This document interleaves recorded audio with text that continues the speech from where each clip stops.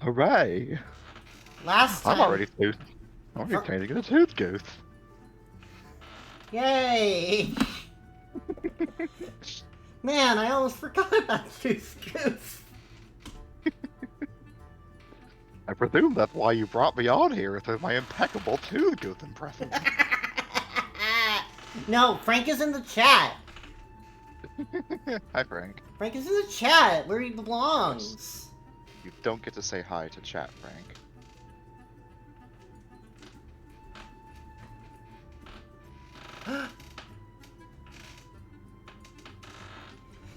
And yeah, so last time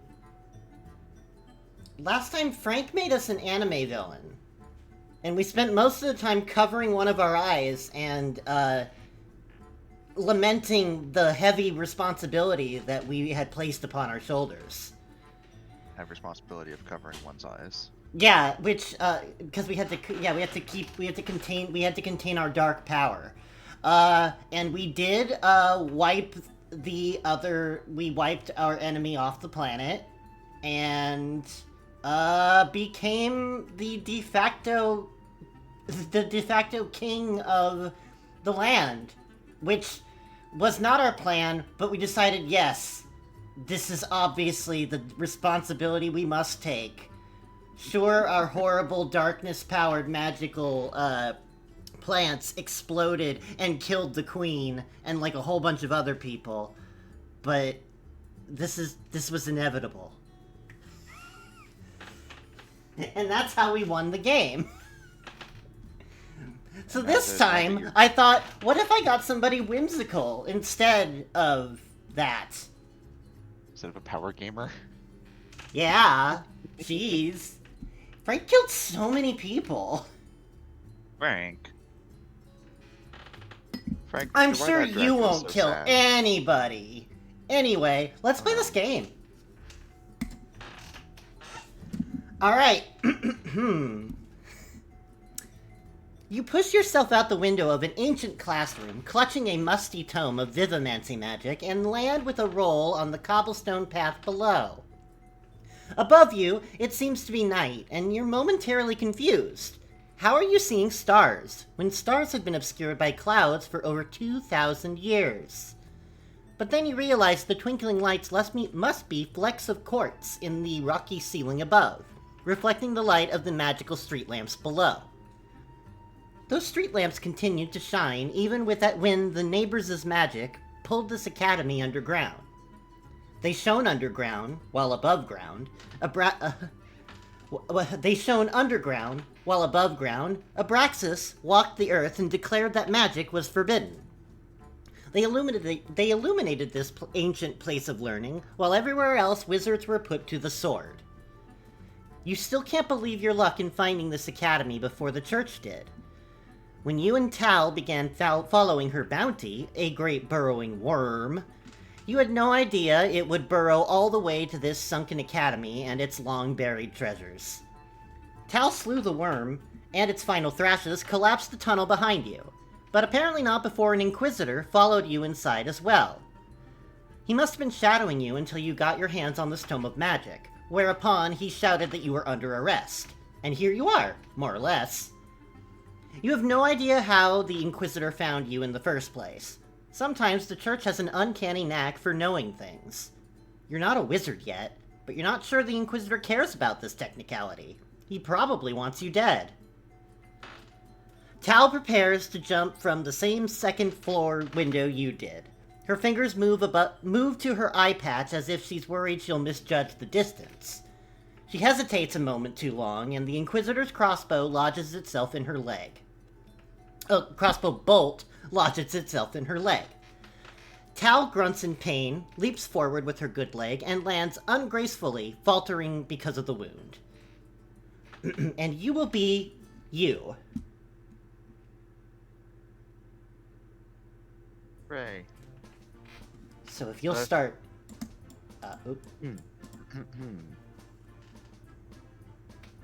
Deciding.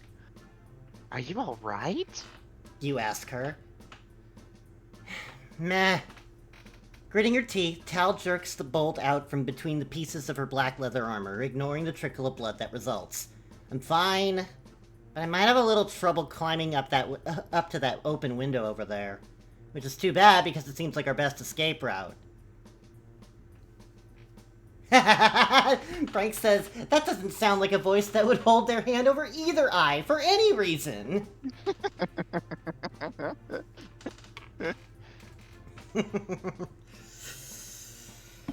I have no reason to hide my beautiful eyes. They're so big, and they wink.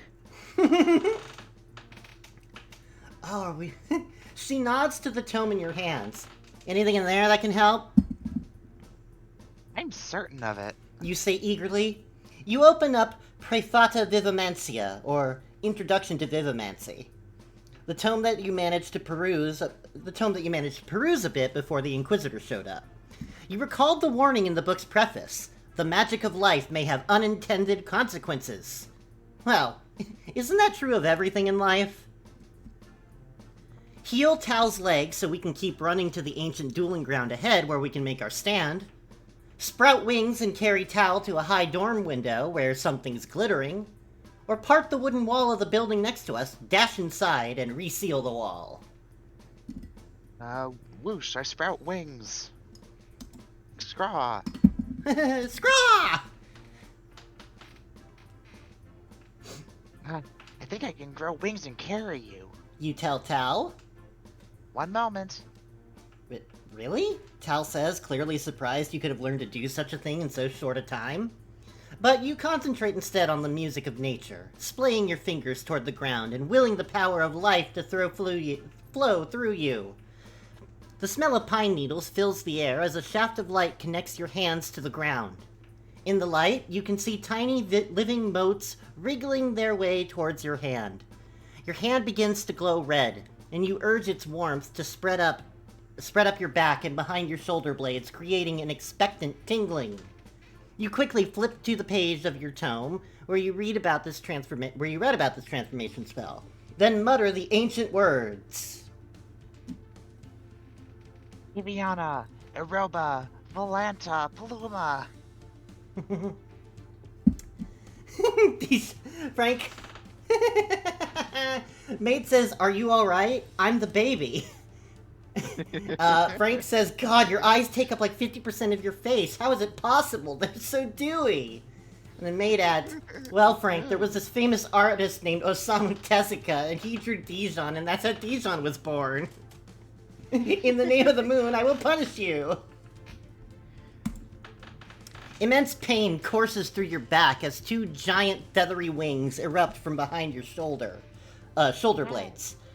You feel vaguely queasy as the spell cannibalizes your bones and hair to create these new appendages. Ah, my flaxen locks. With your wings fully extended, the transformation ends. Tal can hardly contain her astonishment. Trying to flap the wings feels a little like trying to wiggle your ears when you don't know how. But when you get the wings to move, you're surprised at the force with which you are lifted. Your body is much lighter now. Experimentally, you flap a bit more, and you're airborne. You giggle. You're flying! Gain Vivimancy. In the future, do you want to know when your skills change? Yes, we do. Yes. It's fun to turn it off when you're not playing for everybody, but, like, we're playing for everybody, so... Hey, wait for me, Tal says, grabbing your leg. You quickly discover that while Tal is quite slender, she is nevertheless heavier than you expect. You flap your wings fruitlessly for a few moments, but the Vivimancy magic is still coursing through you. So you urge a little more mass to go into your wing muscles, and that's enough. You lift off, carrying Tal. A man in a white tabard appears in the window you came from, training a crossbow on Tal. Tal raises an arm to guard her face. The Inquisitor fires, and the bolt ricochets off Tal's bracer. Before the man can reload, you and Tal land inside the ancient dorm room. Woo! Tal says. And when you turn her to look around, she gets a... and when you turn to look around, she gets a mouthful of wing. Okay, maybe you could get rid of the giant wings now? I can't even see what's in here. Somewhat reluctantly, you will your transformation to reverse itself. It's less painful this time around, or perhaps you've just acclimated to it. But it must have appeared painful because Tal looks at you in concern. Are you alright? She says. Fine. You say, panting. You think you somehow lost some mass in the process of growing and losing the wings. Lost fighting, gained subtlety. Oh, my height. Brave of you to be your own test subject, Tal says. I thought you told me earlier that vivimancy could have unintended effects. I'm sure the downsides of magic have been highly exaggerated. I couldn't live with myself if I tried healing you and something went wrong. Or, I'm a little disappointed I didn't sprout a third arm or something, but having wings was pretty fun. Gosh, can you imagine how many things I could carry if I had a third arm? That'd be pretty cool. Are we a goofy third arm wanter? I mean, who doesn't? Tal scoffs. 3 arms? Why think so small? 4 arms is where it starts to get good. Carry twice the stuff. Applaud twice as loud. You say. Legendary hugs, Tal suggests. Epic high fives. You say. Double the damage, Tal says. Now, that's just practical. I know. I was just thinking it the whole time. Sorry. You make a mental note. Banter is fun. Must do more banter. Increased humor. Tal lights a torch. At first you think the dormitory room once belonged to a woman, judging from the rotting dresses in the closet, but the dresses seem large in the shoulders, and you recall tales of some men wearing feminine clothing in the ancient days. Regardless of biology, the student clearly put effort into looking feminine and fabulous, judging from the extensive cosmetics workstation. Maybe I should get ready for our date with the Inquisitor, Tal says wryly regarding the cosmetics station. You aren't sure whether Tal has ever used cosmetics in her life. Her hair turned silvery gray at a young age, and she refused to dye it. She keeps it in a short ponytail, probably lopping it off with a sword when it gets too long.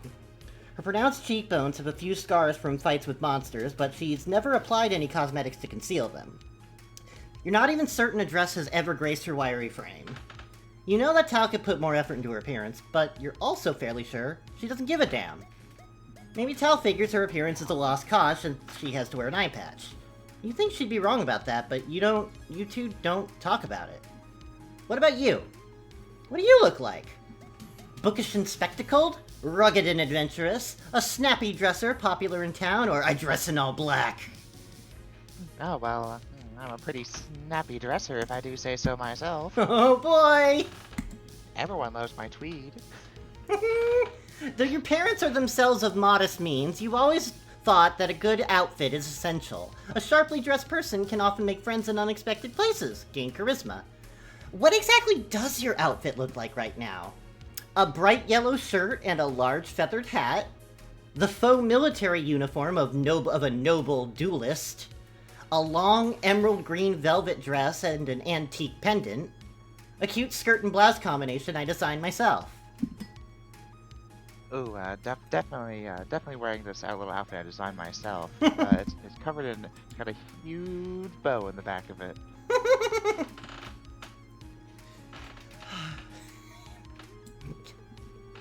You've always been handy at following a pattern, and even inventing your own.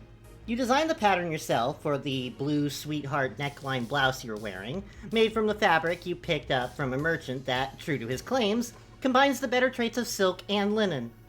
For your skirt, you picked up a fabric with a pattern that looked like how you imagine magic to look. All sparkles and prismatic shafts of light. Plus, your skirt has pockets, which itself feels like a kind of magical power. Gain charisma. Gained automation. You're certain your affinity for yeah. You're certain your affinity for making things and your ability to lay out precise instructions for others will come in handy at some point during your adventure. Gained automation. And what sort of pronouns do you prefer? Why the royal titles? No reason. Are we they, them, their person monarch? She, her, woman queen? He, him, his, man king. Well, as much as I would love to be man king, I think I'm person monarch. It's okay. Last game we were man king.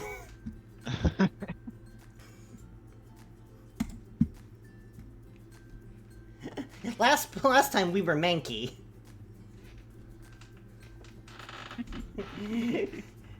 we were annihilate. Oh no. Explains a lot. In the dormitory room, your eye is drawn to the past student's bookshelf, the first thing the church inquisitor would destroy if he were left alone in the room. You scan the unintelligible titles of the volumes until one catches your eye. Introduction to Glamour. What are you doing? Tal says from the window. He's climbing up. We should get out of here. Tal doesn't know much about magic. She doesn't know how rare this book is. You've never found even one introductory text about magic before, much less 2 in one day. It must be because this magic academy has never been discovered by the church. And while you could just grab the book and run, the magic of charming people may be exactly what you need right now.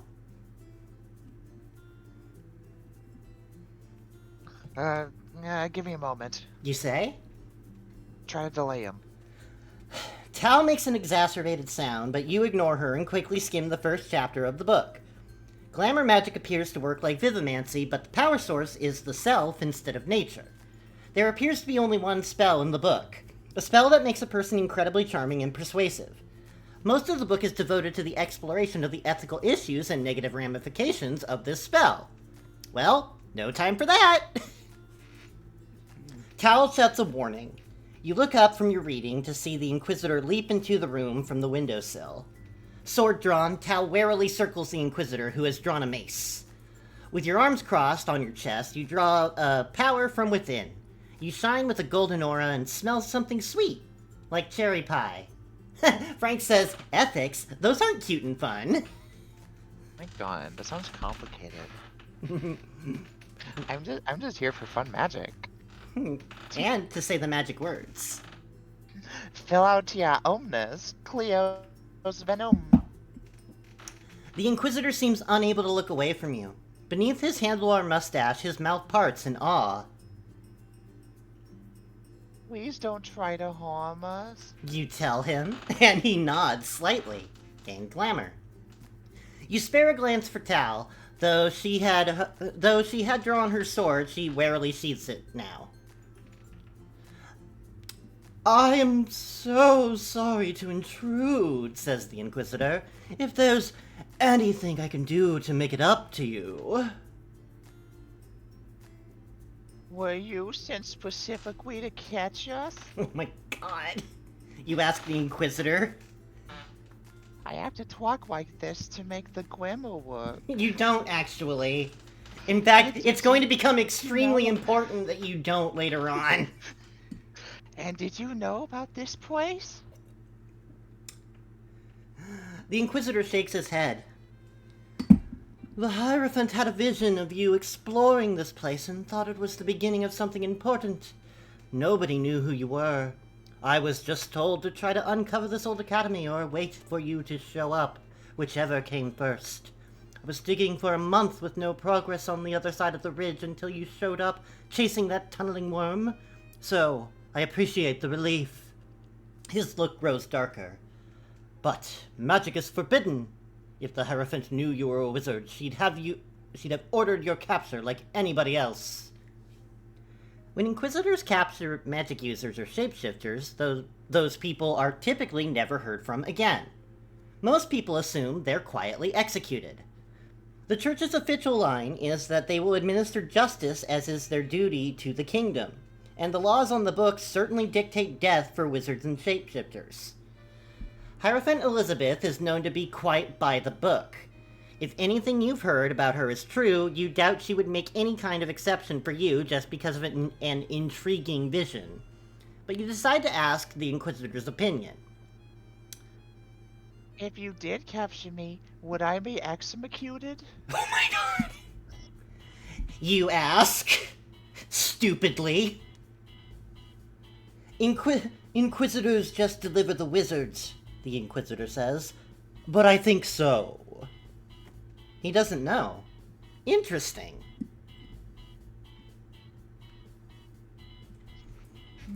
Well, I have some new instructions for you. You say? Have him explore ahead and fight any monsters he encounters. Have him leave and never report what he's seen here. Take his stuff, tie him up, and come back for him later. Or have him sit still so I can practice turning people into tortoises. Oh boy. I mean, I do need a new friend. Which does that tunnel mean? Friend. A Tuttle friend?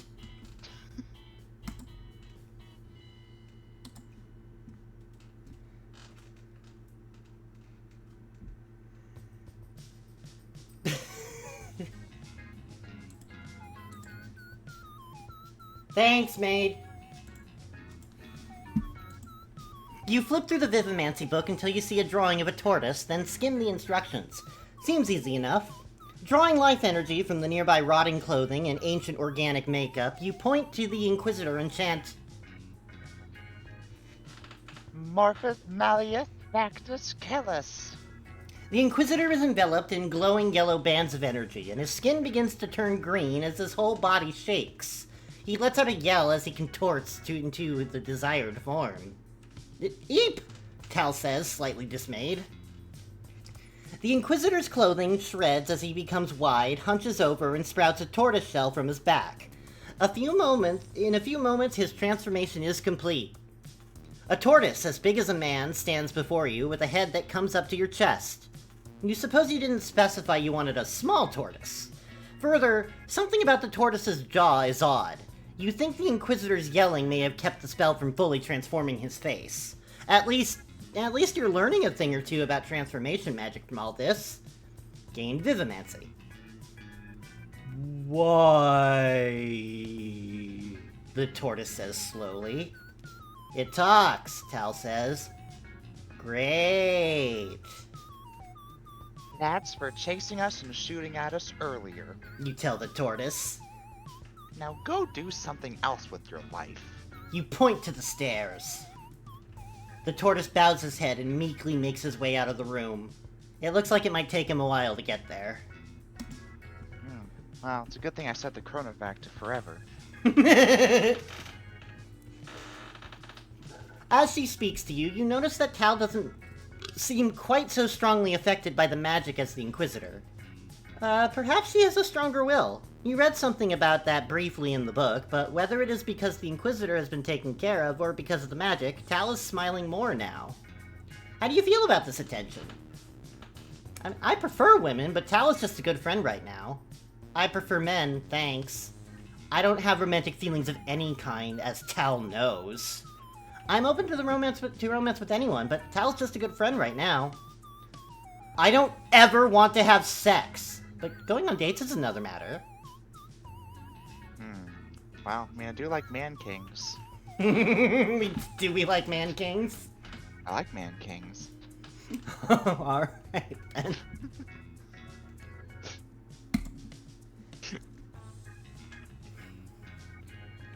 Unprovoked, Tal comes and gives you a big hug.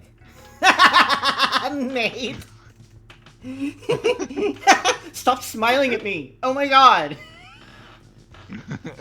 You know I don't smile!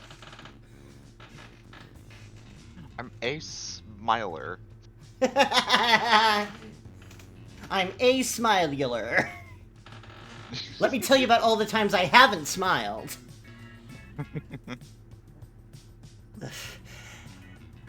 I saw, oh my god, I had such like an a smilier moment the other day. Like someone sent me a like grinning emoji and I was like, oh my god, are you in pain? Are you trying to intimidate me by baring your teeth?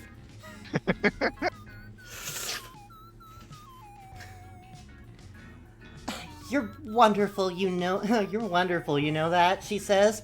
I know you haven't had the best luck with the guys, but you'll find someone who loves you the way that you are. I swear. 'Cause you're amazing! You awkwardly hug back, wondering, is the glamour making her say that? When she's in her right mind, she's usually more cynical than this. The hard right mind, she usually tells me I'll be alone forever. The hard part isn't putting up a better facade, it's letting your guard down, Tal says. She sounds sad herself, as if she wanted to tell you something. But when she breaks the hug, she holds your hand and says, and when you find him, you know I've got your back, okay? Okay. You say, Glad to have Tal as a friend. Increased Tal relationship. Hooray. I will never turn you into a turtle.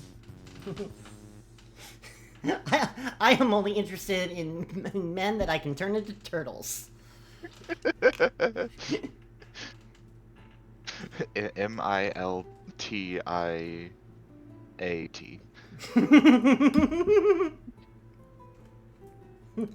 Miltiat. Miltat. Milton. You briefly search the dorm room you're in. As you search, the Tortoise Inquisitor continues to make incremental progress towards the door. You don't find much else of interest besides the clothing and some assorted devices in the students' drawers that you don't understand. But you notice that the students' sequin clothing seems to glow a little more brightly when you stand nearby, now that you have a glamour up.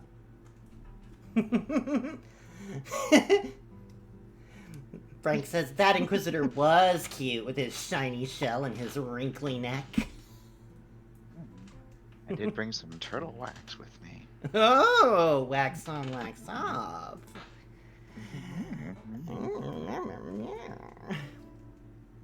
You think the students' clothes are enhanced to heighten the effects of glamour magic. Now that you're no longer in danger, you have time to change into some new clothing. The tunics seem to have an aura as strong as the dresses, and they look a little more practical for adventuring. Take one of the students' glittering tunics, but don't change into it. Put on one of the students' glittering tunics, or bulky and conspicuous magical items I won't use? No thanks. Oh, you know it's time for a makeover. I'll take any opportunity. Constant. Oh, do you want to change your outfit? Yes. Absolutely. Glamour magic seems quite useful. You remove your homemade skirt and put on one of the students' glittering tunics. Gain glamour. That's pretty fabulous, Tal has to admit. Thanks. Thanks. Thanks. You and Tal cautiously make your way out of the dorm room, into a corridor with doors leading to the other dorm rooms on either side. From within this room, where the Tortoise Inquisitor is still headed to the door, you hear a deep, slow voice. I'll get you, the tortoise says. Just wait. All the other dorm rooms seem somewhat sparsely decorated. You think perhaps when this magic academy was pulled underground by the neighbors' magic, the students had already been evacuated. 2,000 years ago, this academy must have been very close to the eastern front of the Great War, and a likely target for the neighbors' conquest. As you're exploring, your glamour dissipates. You feel a wrenching pain in your stomach. This must be the fabled rot that comes with glamour magic. Are you okay? Tal asks, putting a hand on your shoulder. Yeah, I'm fine. You say? I probably shouldn't use that magic too much. Ooh, it can kill if it's overused. Ick, Tal says in sympathy. The pain passes. Right now. You say? Let's keep exploring. Most of the students' dorm rooms have little of interest. Their textbooks too advanced or abstract for you to make much sense of, but you hit the jackpot in one room at the end of the corridor. The room you find contains a wardrobe filled with black robes and dresses, a jewelry box full of silver and skull-shaped earrings, a table devoted to some kind of war game involving miniature pewter airships, dragons, and wizards, forever paused mid-game, and, most importantly, a tome titled Nihilus Magia Practique, or Practical Negation Magic. Jackpot! You exclaim to Tal, who is examining the student's skull-themed jewelry. You show her your find, and she wrinkles her nose at you.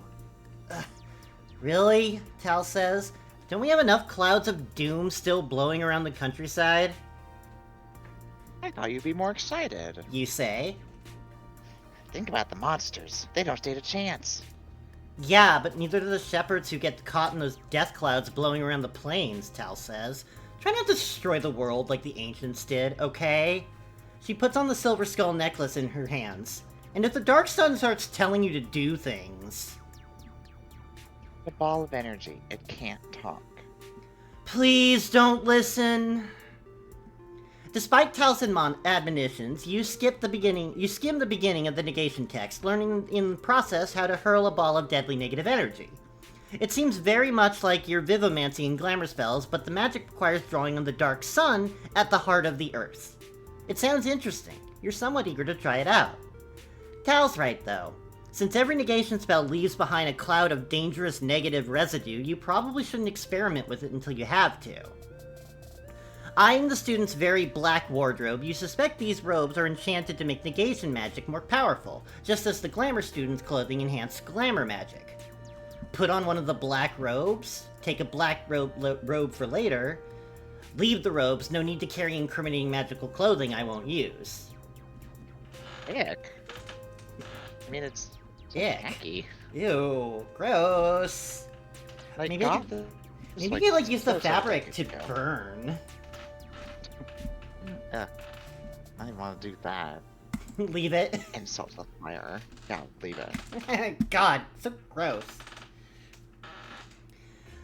In Frank's playthrough, I don't think we had the option to take the robes because Frank was already dressed in all black. Wow, that was fast. You'd just as soon only take useful magical items, and these bulky black robes don't quite cut it. Besides, you don't want anybody thinking you're a negation cultist. Increase caution. Gross. Those guys are so antisocial. Mm-hmm. You briefly search the other dorm rooms, but they appear to have been mostly cleared out. Just barren mattresses and empty closets and bookshelves. Your two options for proceeding are either a window at one end of the hallway or a spiral staircase at the other end. Looking through the window, you see a giant library, the bookshelves illuminated with the same dusty globes that illuminate your present corridor. Amazing, you think? Look at all that magic! All that lost knowledge! You're on the second story, so it would be a bit of a drop, but you think it would be absolutely worth risking a dangerous fall for all that knowledge. You could try your new negation magic to blow up the window, although you almost certainly would suffer some negative effects from the toxic cloud it left behind. You could go down the spiral stairs and hope to find some other way into this library. Or, you could use Vivomancy to gain the ability to burrow. If you burrow straight down, you might find another entrance to the library there. I throw my weight against the glass, I blast the window with negation magic, I gain burrowing claws with Vivomancy and dig straight down, or let's take the stairs. Mm-hmm. Oh. Man, I'm trying to test out my claws. Rawr. Rawr. I'm a manhunter and I gotta dig my claws into something. How strange that this is the character that you're creating.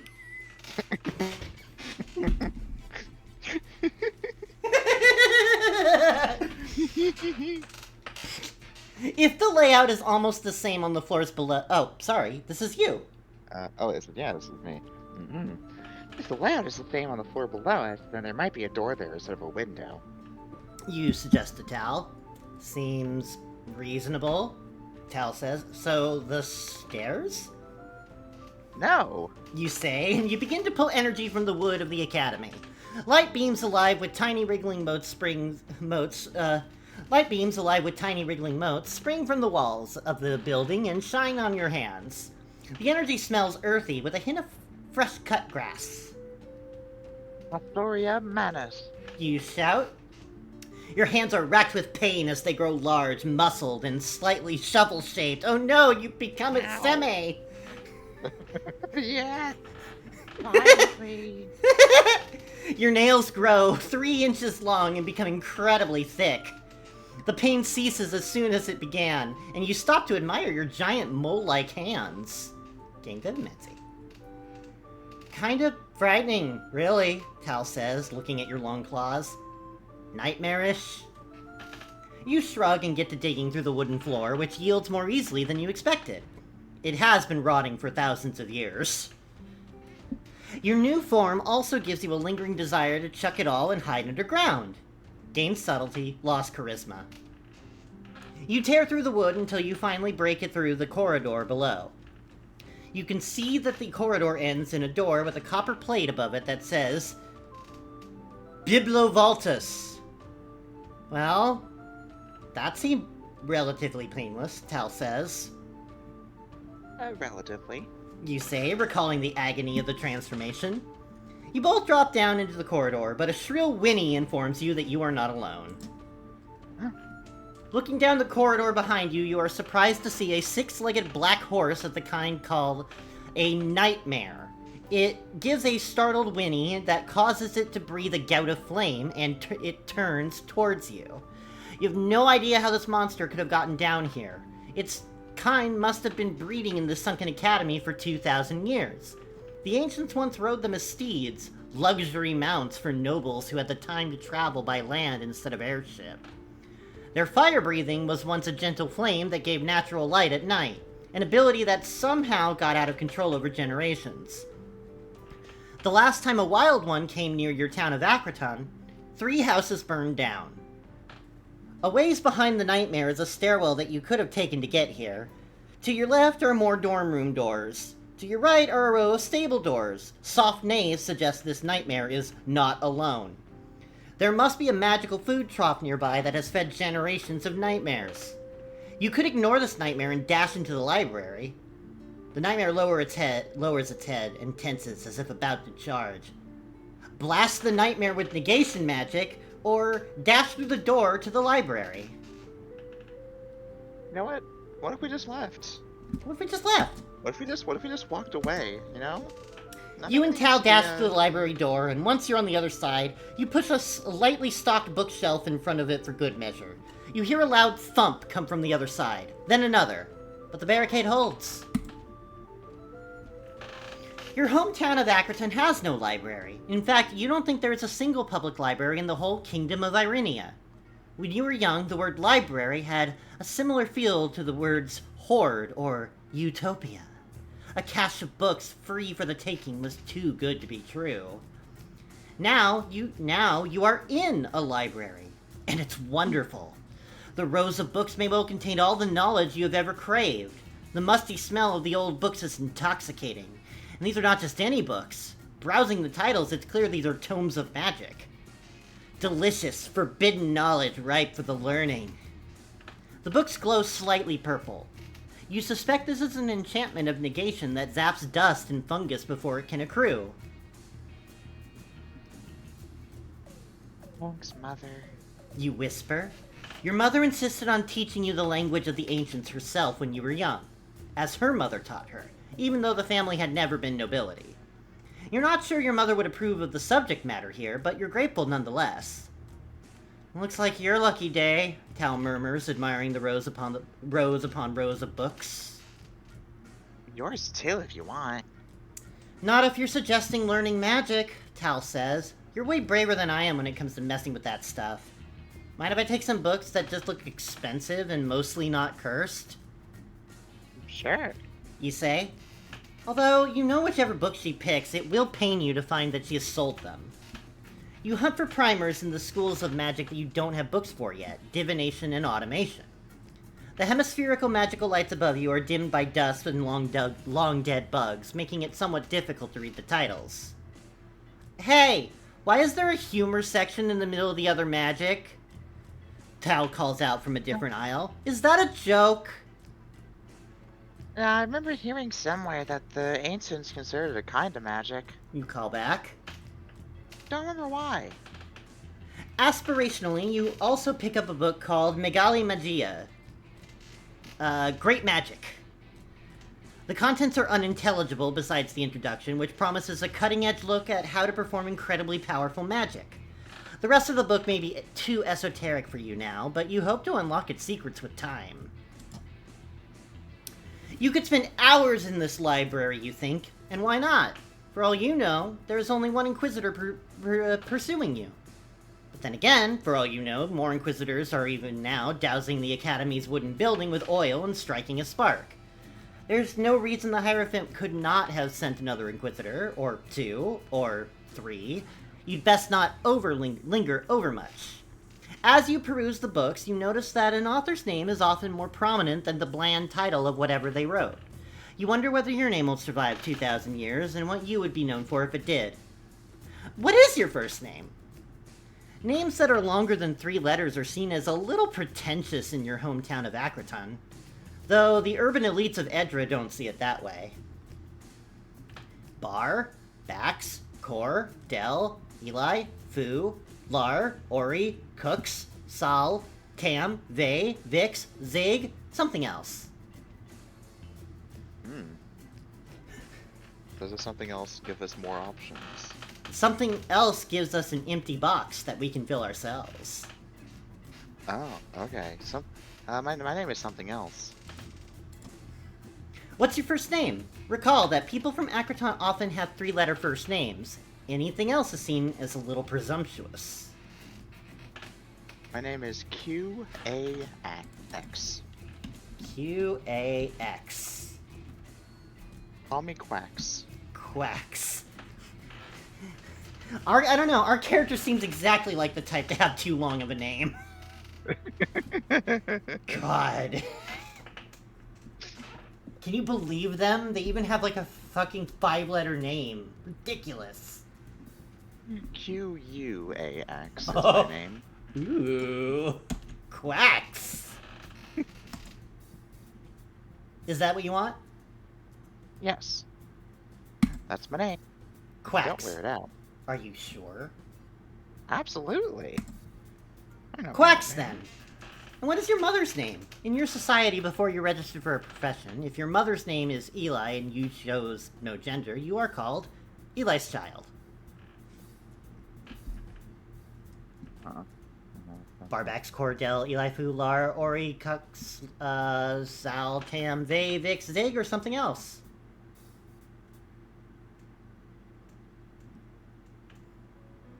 Something else.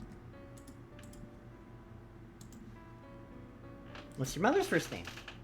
Recall that the people of Acraton often have 3-letter first names. Anything else seems a little presumptuous. Yes, my mother's name was, H-O-A-N-K-E.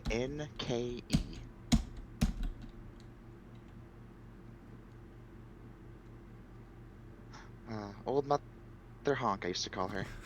Honk? That's how you pronounce that. Honk? Are you sure? Well, obviously. Frank got auto-modded! For Oh, Honky! no. For Honky? Honky? Well, yeah, obviously. Yeah, You can't allow this is reverse on top of the racism. reverse racism.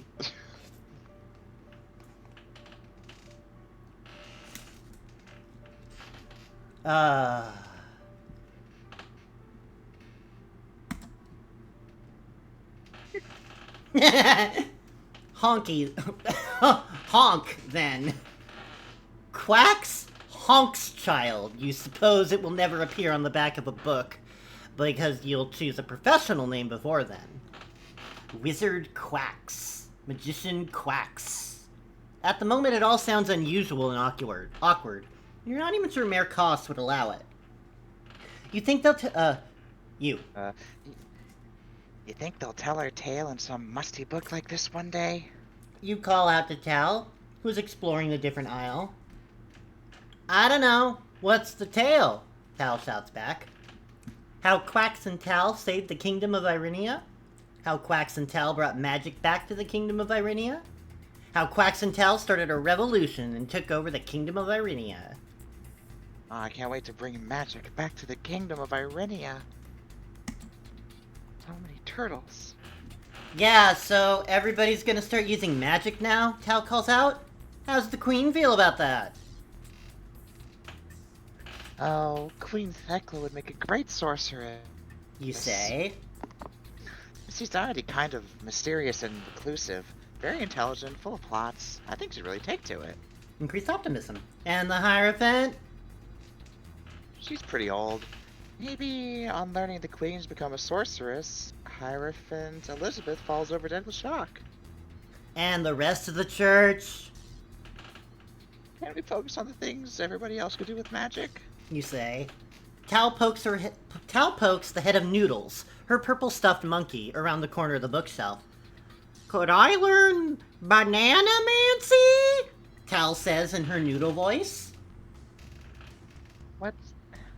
Never mind. Silly question, of course. You say. Excellent! For my first trick, I shall make whatever bananas you own disappear! Tal often keeps you from taking yourself too seriously. And that's a good thing. Increased humor. Monkeys use it to mock me. After a bit of hunting, you find introductory text for divination and automation. That makes a total of 6 thick books. One for each school, plus the tome of advanced magic called Megali Magia. You can barely carry them all. You suppose you'll have to come back with a mule or something. While Tal is busy searching for books that look expensive, you can't wait to try some of this new magic. Divination sounds promising. You recall the main drawback of divination is that it reveals some of your own information to whomever you scry upon. If you scry on a thing instead, someone associated with the thing will learn something about you. Perhaps the thing's guardian or its creator or someone very interested in possessing it. What would you like to find out with divination? Where is the most valuable object in these ruins? Is there a potential ally here in these ruins? What might we most like to avoid in these ruins? I would like to make a friend. I do need more friends who don't mock me with their horrible monkeys. I mean, I love the monkey, but sometimes. When you Brutal. You decide to cast a spell to look for potential allies. Monsters or golems that might befriend you. Increase caution. You place your left thumb and forefinger on your temples and hold up your right hand with fingers splayed. Willing your senses to expand, you intone. Mysterian nomati, amicus nosia exanthus. Before your eyes appears a vision of an ancient stone golem, adjusting some levers on an old contraption in what looks to be some sort of service tunnel. The stone golem itself is a blocky creature, but it wears a tattered tabard emblazoned with the crest of the Magic Academy. An open book surrounded by a tree, an eye, a black sun, a gear, and a crown. On the wall beside the golem is some kind of map. You can't make it out clearly. The golem looks up, startled. It turns to look directly at you. Then the vision fades. You think this is the drawback of divination in action. You have divined the location of the golem, but it is also divined yours. Wow, I think I found a potential ally. But I suspect it doesn't know it wants to be our friend yet. You say. Are you done? Sure, Tal says, returning to you with a backpack that is now bulging with heavy books. You return to the section on automation magic and pick up a readable-looking tome on golem commands and protocols. Gain automation. Then you head for the exit of to the library. A set of double doors that each bear the same set of symbols you saw in the golem's library. You and Tal emerge from the library's main entrance into another quadrangle with false stars twinkling above. Where the last quadrangle appeared residential, this one seems administrative, with colonnades and porticos in the classical style. The tall wooden buildings were shaped by vivimancy and painted to resemble marble. Fancy in taste, cheap in budget. You've heard the university in the capital is the same way. So why don't you just cast all the divinations you want? Tal asks. It's just mentally exhausting. You say. And casting one leaves you unable to concentrate on the next. You need time to recover. And then, of course, there's the fact that it tends to give someone else information about you in return. I suppose there are plenty of things I'd rather not know, Tal says. You flinch a little at that. In fact, there's one secret that you've always kept from Tal that would make you afraid of ever casting a divination on her, lest she learn that secret from you. What is it? It was my fault Tal lost her eye. It was my fault Tal lost her father. I reported Tal to Mayor Koss. I'll never forget the nights that we all lost Tal's father in a horrible attempting to turn into a turtle accident.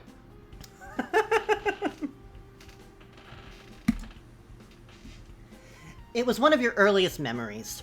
You were playing at Tal's house, and Tal's father was there on the couch.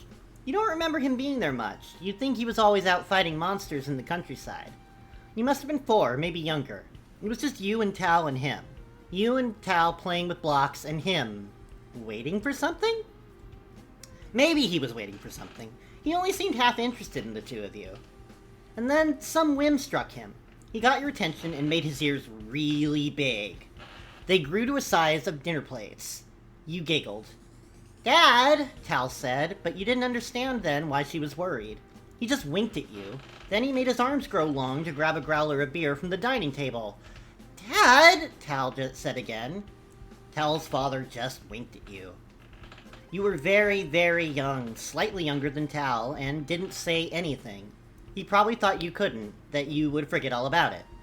That you'd never realize he was a shapeshifter, a race reviled ever since the Great War with the neighbors, when they were engineered by the neighbors to be assassins.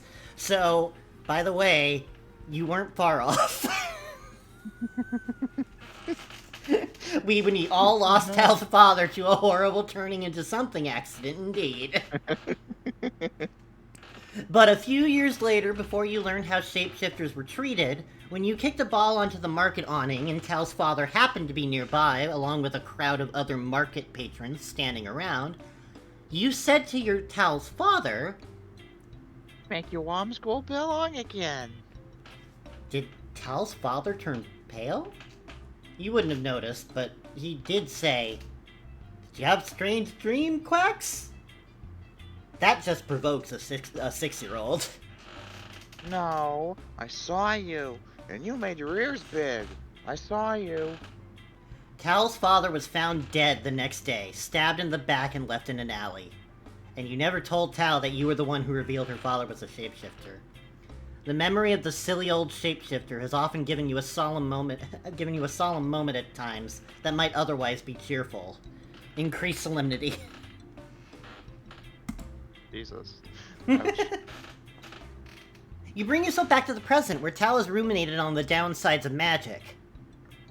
It's all like that fairy tale where the greedy guy wishes for money and ends up drowning in gold, Tal says. You sure you want to become a wizard? With all my heart. You say earnestly. Yeah, take your time to think about it, Tal says, giving you a playful shove. Indeed, you've always been in love with the very idea of magic. You even formed vague plans about what you would do if you ever discovered it. What did you imagine you would do with your magical powers? I wanted to be able to vanquish anyone I so choose. I wanted to clean the world of the fallout the ancients left behind. I wanted to understand the world and how it got this way. I wanted to understand people better. Every life is a fascinating story. I imagined becoming well-respected, even adored. I wanted to be a peacemaker and get people to lay down their arms. I wanted to bring back the fabulous inventions of the ancients. I imagined healing the sky, causing our weather to go back to normal. I just wanted to be free to pursue whatever whim struck me.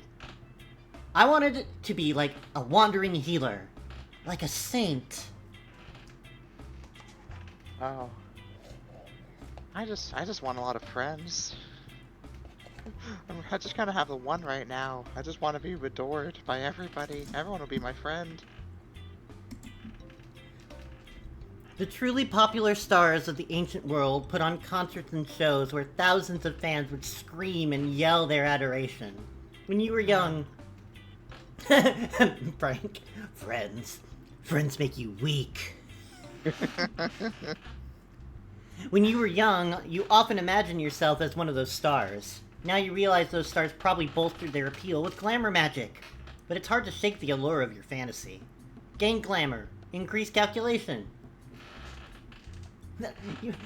You're wrong! Friends make you stronger! And that's why you killed everybody and became king, because of all your friends. With the power of friendship, I'll smite you. Turns you into a turtle. Methodically exploring the ruins, you head clockwise around the quadrangle into the next building, a tall, wide tower that looks as though it has some kind of crow's nest jutting up from the crenellations on top. You pass through a column portico and open a pair of heavy bronze double doors. When you open the doors, you find the golem you scryed upon earlier, standing in the middle of a great dining hall with long, dusty tables. The stone golem, 8 feet tall and wearing the livery of the academy, appears to have just emerged from a door on the opposite side. On seeing you, it booms in the dialect of the ancients. Visitori non legitimus, egres o of thanatize vu. Leave or die, basically. You translate for Tal. I was getting that, Tal said. If you incapacitate the golem, you can probably find a way to reprogram it to serve you. You scan the room for anything worthwhile to use against the golem. The old crystal chandeliers are fairly large, and the golem is standing almost directly under one of them. There's also a lot of mass in all the wooden tables and chairs that might be shaped into something else via vivimancy, although you're uncertain whether you have the power to do so. The place settings are bare, no silverware to hurl. Toss a ball of negative energy large enough to destroy the golem. With vivimancy, I reshape the tables to entrap the golem. Lure the golem under the chandelier, then magically disintegrate the rope. Use glamour magic to convince the golem I belong here. Well, sometimes making friends needs a little bit of help with glamour. You cast a glamour, crossing your arms in front of your chest and drawing on your life force. When you begin to glow gold and smell sweet, you say, Salute omnes, Cleos venenium. The golem bends to one knee. Mea culpa dominix, the golem says. Non agnosco, or magna magnitudo. Well, looks like it worked, Tal says, surprised. Naturally. You say, though you weren't at all sure it would. You weren't at all sure it would. Gain glamour, increased optimism. You take advantage of the golem's glamour to flip through the book on constructs that you procured from the library. It claims all golems in the ancient days tended to share the same password, Mentis Rasa, for clearing their instructions, so that any trained wizard could handle a golem run amok. You deliver this password and proceed to look up rituals for giving new instructions to the golem. During this time, your glamour wears off, but the golem remains docile as you follow the golem's manual instructions. Defend us, and try not to break anything unless we tell you to. You tell the golem when you are done. Sortere Dominix, the golem says with a nod. With that, the three of you proceed to the kitchen. The kitchen shows off the... Friends plus one. The kitchen shows off the ancients' ingenuity when it comes to automation-based improvements to daily life. The room is chilled by a large automatic cryovault, its metal doors open and exposing spiky white ice within. You wonder how much power this ancient machine has drawn from the heavens in 2,000 years it's been down here. On the kitchen counters, along the other two walls, are an assortment of handheld automatic devices, equipped with drills, whisks, and blades of uncertain purpose. One amuses you. A small trivet, equipped with 3 black wands, all pointing towards the center. You think this is a pico-negator, a device that could heat food quickly by hurling tiny balls of negative energy into the food. Near the end, the ancients apparently became lackadaisical to the point of casual self-destruction. The inert flying serving trays, equipped with metal claws and feathered wings, only reinforce this impression. You notice some interesting items on top of the cryovault. There is a full alchemy set up there, with test tubes and distillers and magical burners. Beside the alchemy set are stacked wooden barrels. An alchemy set would be an excellent addition to your basement laboratory. Making potions is as easy as following a recipe as long as you have the right ingredients. Hey Golem.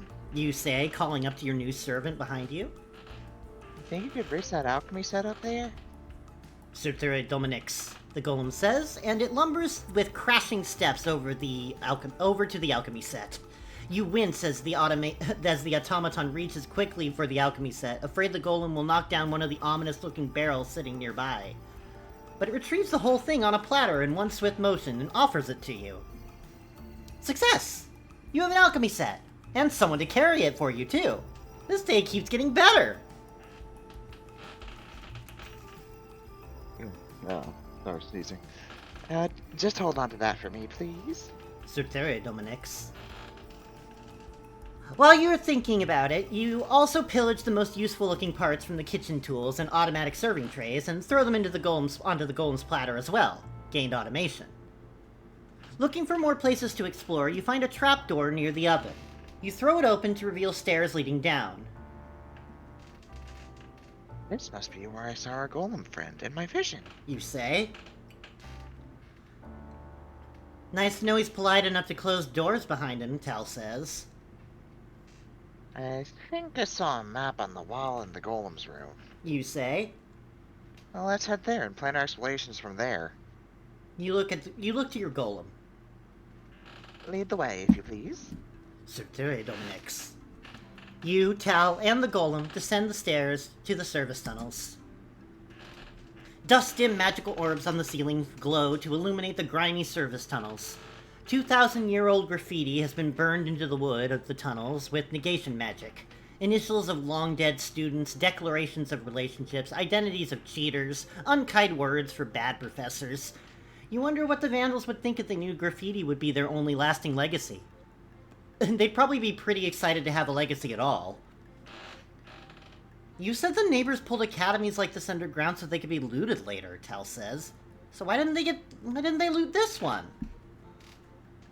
I guess the negative seed must have appeared between us first. You say. Stop the Great War cold. And what about the neighbor's spy? What about the neighbor spies the Queen says is... But then what about the neighbor spies the Queen is said to sometimes find? Tal says. Why didn't they dig this up? I guess if there are spies, there can't be that many of them. You say. But you can't trust all those stories.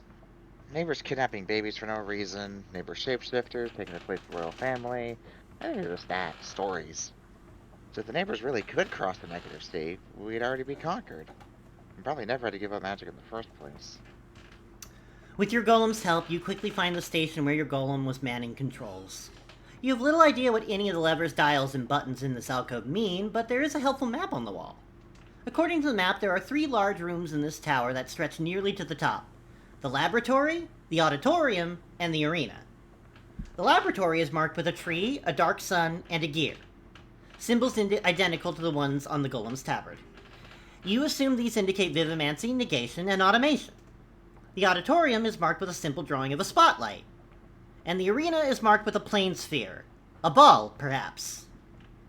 The daily life of the ancients never interested you as much as their magic, and you have little idea what awaits you in these rooms besides research, an ancient stage, and some undoubtedly odd sport. You look to Tal. Well, what do you think? Tal shakes her head. It's your call. You and the golem know much more about the ancients than I do.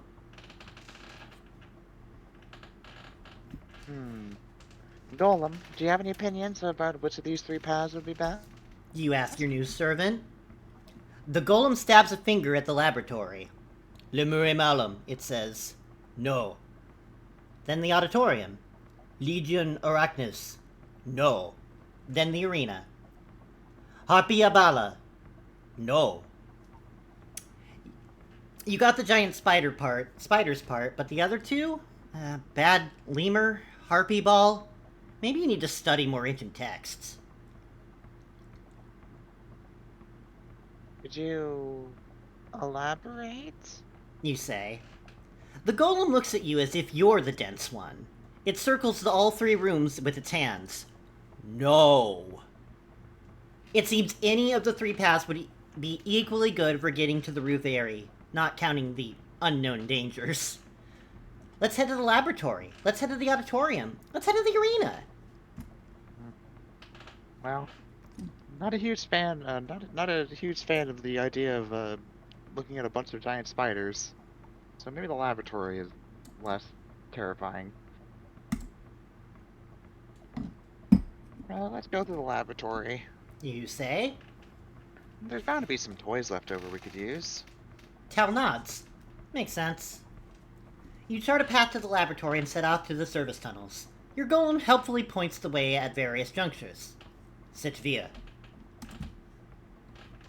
When you reach the end of the corridor where the door is to the laboratory should be, you find that the academy has turned into a dead end with its symbol depicting the five magics painted above the message.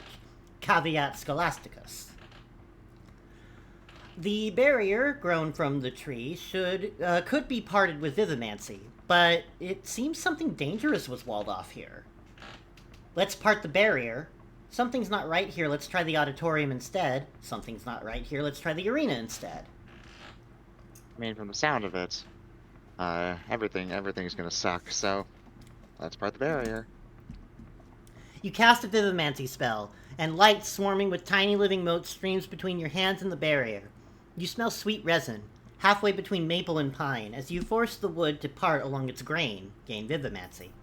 The act of parting the wood leaves you physically exhausted, lost temporary fighting. Behind the barrier is the original door, a steel door that stands in contrast to the wood of the rest of the academy. You open the latch, and a shimmering curtain of light separates you from whatever lies beyond. You break off a piece of wood from the retracted barrier and stick the long splinter into the curtain of light. You pull back the stick. No damage. I think this field is keeping something in, not out. You say. It shouldn't harm us. Great, Tal says. You can go in first. You plunge through the curtain of light. A polished metal cylinder stands at the center of the tall room, with the walls of which have been covered with equations burnt into the white paint. In the center of the cylinder is a skeleton reclining on a leather chair, sealed behind closed glass doors. The metal cylinder is covered in automation runes, as well as some symbols you have seen in the Vivimancy and Negation tomes. It seems clear that whatever the cylinder was intended to do, it was the subject's final experiment. A metal scaffolding around the cylinder with ladders leading up to different a metal scaffolding surrounds the cylinder with ladders leading up to different landings. On each landing of the scaffolding are piles of automation-related metal parts and tools, some still in good condition. On the landing 5 floors up is a door out. Well, Tal begins to say, and she gives a start as her voice echoes through the chamber. Well. I don't see... A specter made of writhing negative energy bursts through the cylinder, its glowing blue eyes trained on you. The roiling darkness coalesces into a skull around the blue eyes, and its jaws open to emit an excited screech that reverberates through the chamber, causing Tal to put a finger to one ear. The chamber turns cold as the specter draws near. Bene venitus, metakines zern, your golem says in greeting. But the specter ignores it. It points a finger of roiling darkness at you.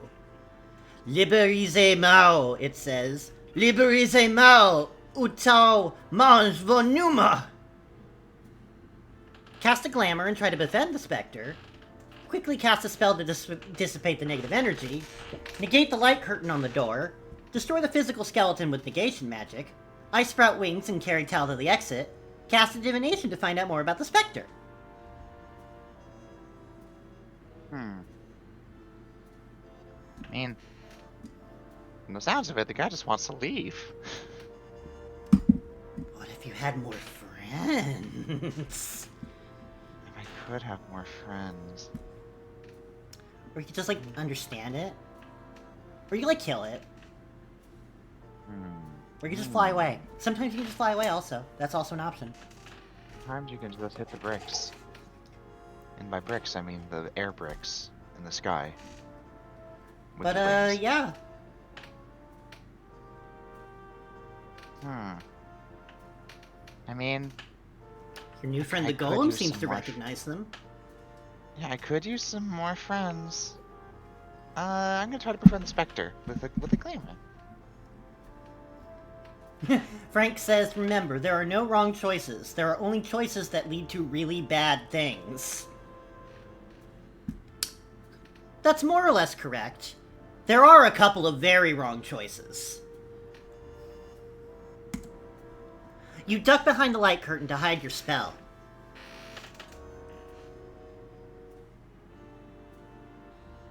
I have a feeling you should get used to saying this one, by the way. Velata omnes, Cleos venenium. Tal passes through the curtain too, just as you finish the spell. Good plan, Tal says. It probably can't reach us out. Hey, where are you going? You pass through the light curtain and into the laboratory once more. The shade now seems merely petulant. It crosses its shaped arms. Wet de volant.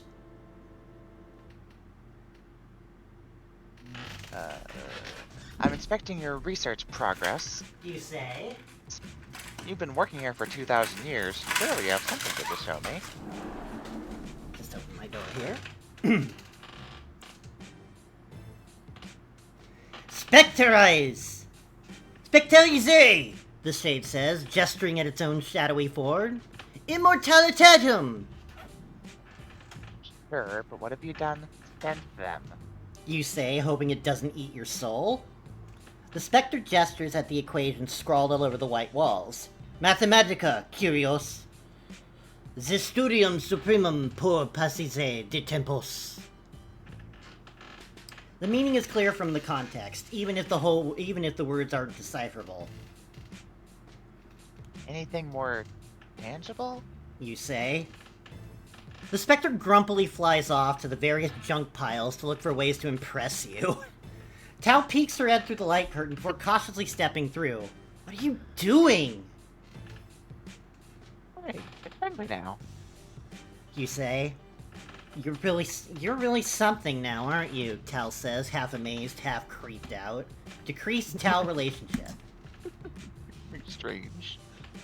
The specter flies back with a handful of trinkets and drops at your feet. The first is a tiny handheld cylinder.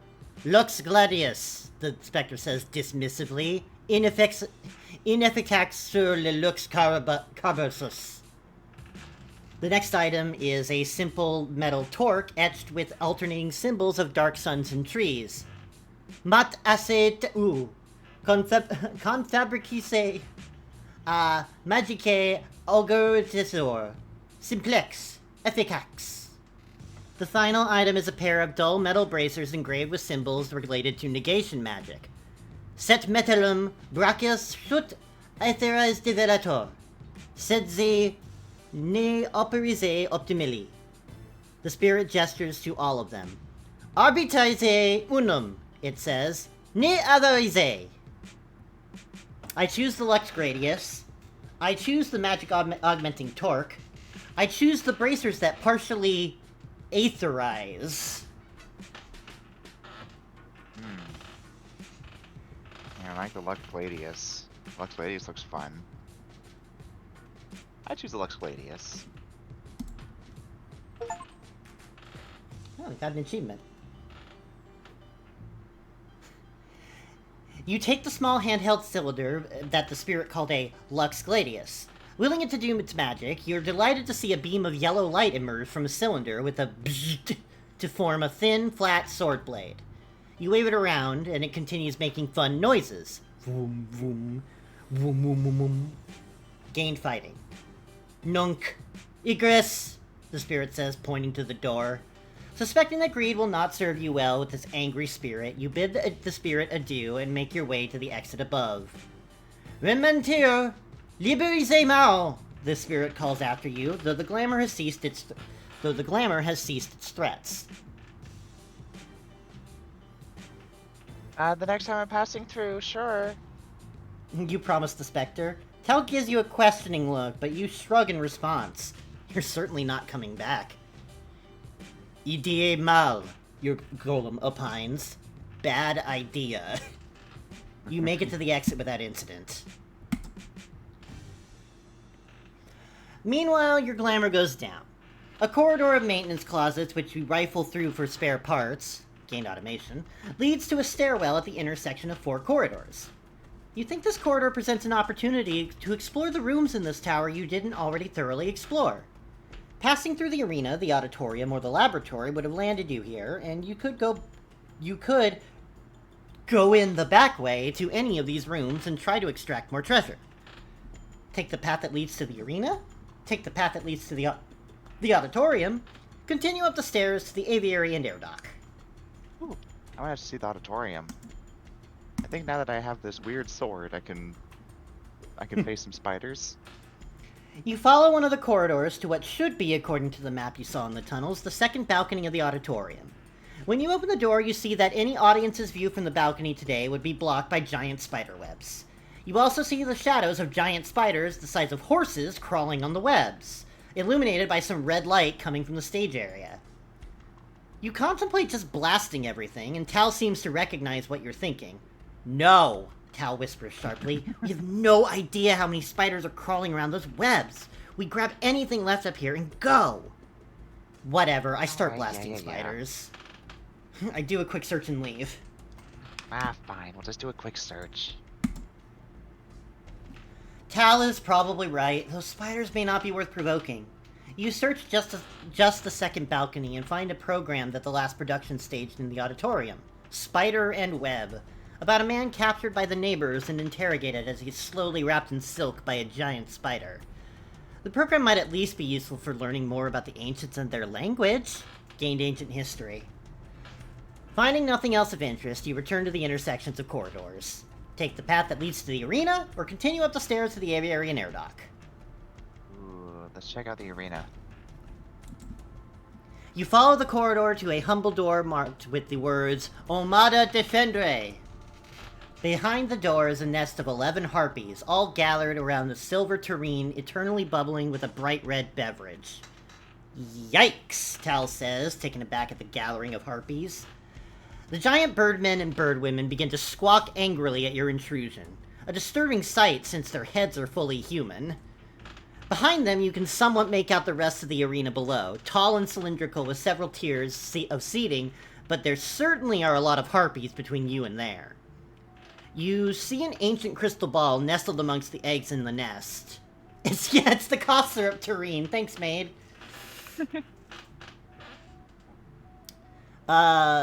You think you could grab it, but at the expense of potentially being pursued by angry harpies through the rest of the subterranean adventure. Fighting 11 harpies even aided by magic seems unlikely to work when you're already this close to them. Grab that crystal ball, harpies be damned, and run? Maybe there's lower hanging fruit elsewhere. Let's go. Let's fight! I gather some negation energy. Make friends with them.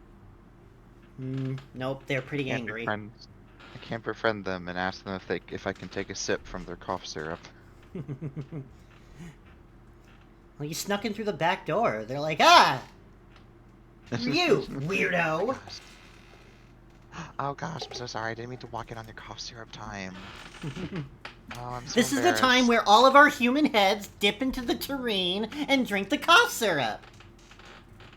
I'm so embarrassed. No, I'm just gonna go.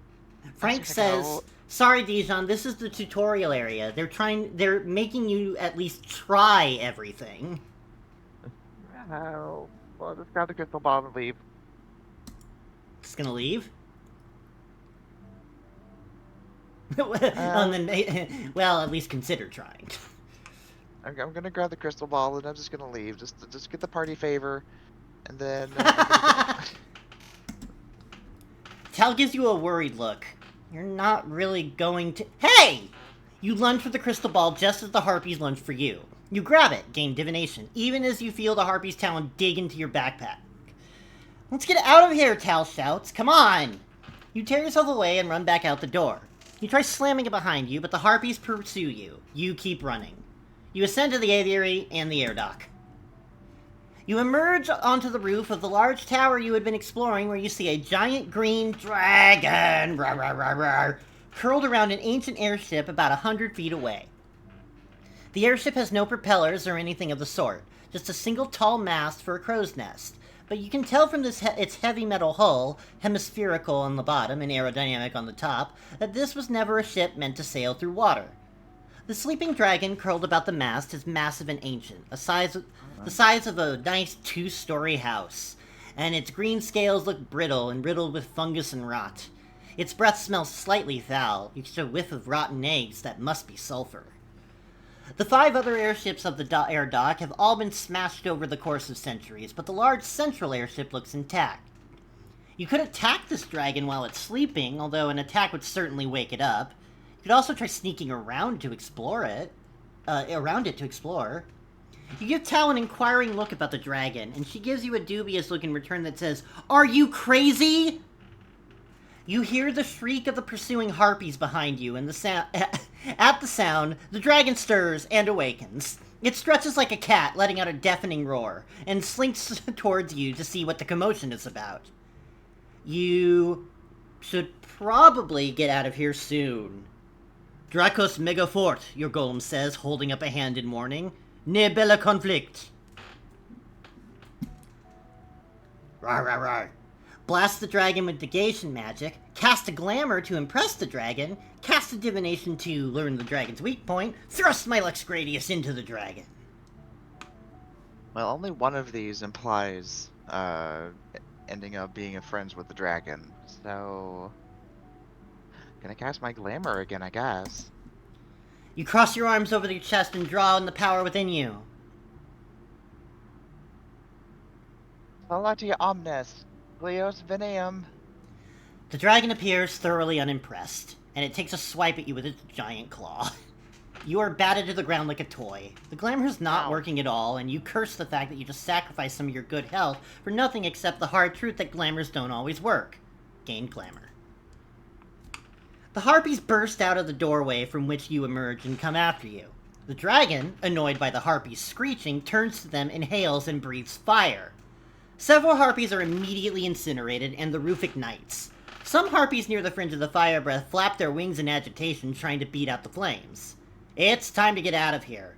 Too bad, you suspect the fire will consume the whole academy, which is crafted from wood and has ample paper for kindling. How will you get through the rock ceiling of the cavern above you? Blast the rock ceiling with negation magic? Use automation magic to turn the central airship mast into a drill? Use Vivimancy to grow the wooden tower until it bursts through the ceiling. I'm gonna turn the airship into a drill to pierce the heavens. You raise one hand to the sky and point to the mast of the airship with the other. No. The airship's mast wrenches itself free from the ship and begins to spin madly about its axis. You make a lifting motion with your hand, and the mast lurches into the rock ceiling above the cavern, making a sound loud enough to feel in your chest and spraying rock everywhere. Gained automation. The dragon itself seems too stunned to act. It lets out a defeated roar. When your drilling is done, daylight streams into the cavern, bright compared to the artificial lights of the academy. Thunderheads still cover the whole sky, as always, and these dark clouds in particular seem unusually irritable. You suspect your own automation magic is to blame. You allow the mast to drop. Dragon's eggs spill from the crow's nest, and though most smash themselves against the ground and become a delicious melange of goo and shell, one mottled blue egg seems to have miraculously survived both the drilling and the impact. As it threatens to roll off the edge of the tower, you scoop it up in both hands. The dragon roars angrily. Abiana, aeroba volanta pluma. Your spell of Vivimancy causes wings to grow from your back. For whatever reason, this time you grow some brightly colored feathers in your hair. You somewhat like them and would be loath to pluck them out. Gain charisma, lost subtlety. Hop on, you say to Tal.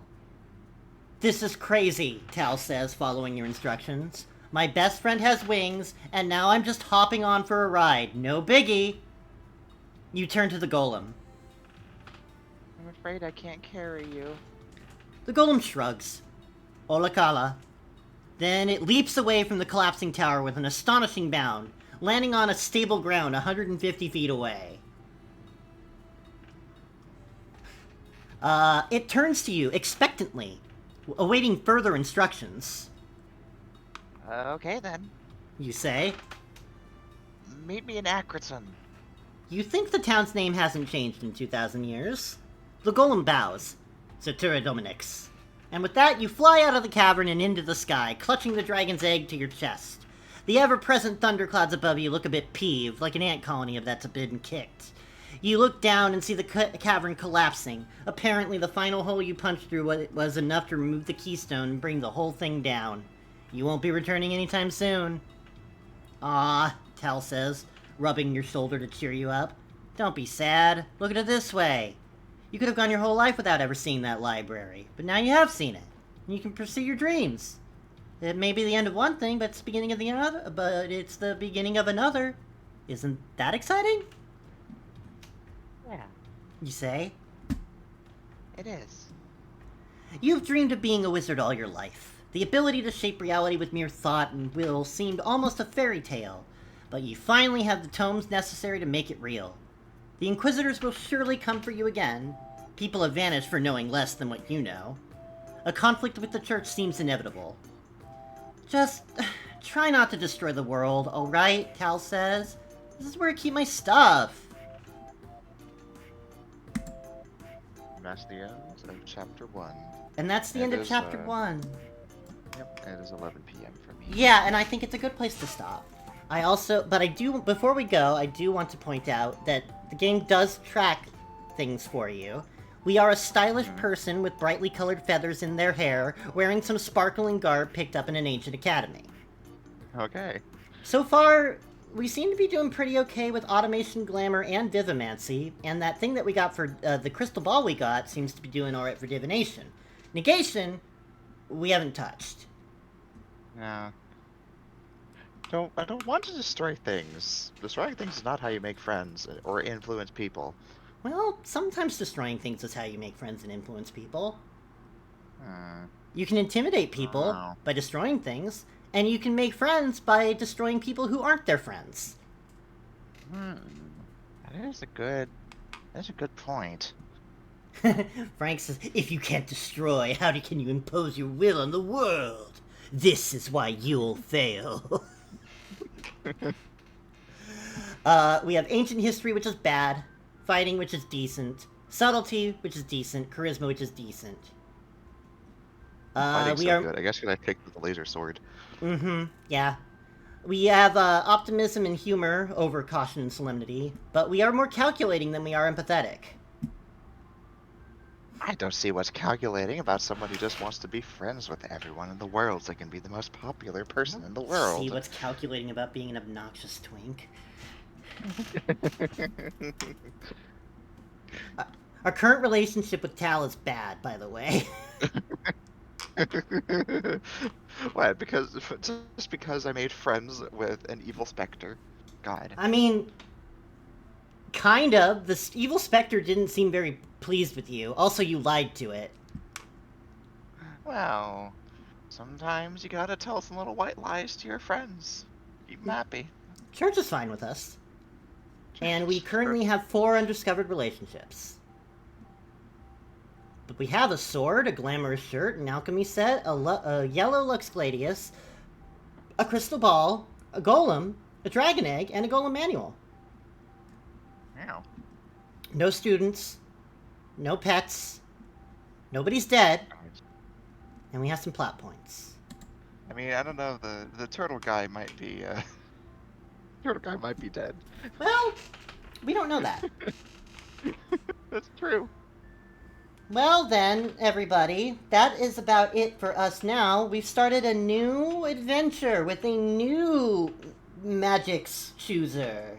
What sort of realm will Dijon shape as a people pleaser who has a feather in their hair?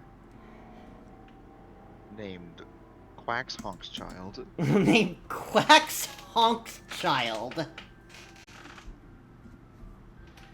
Oh, right. Well, everybody, so long. So long.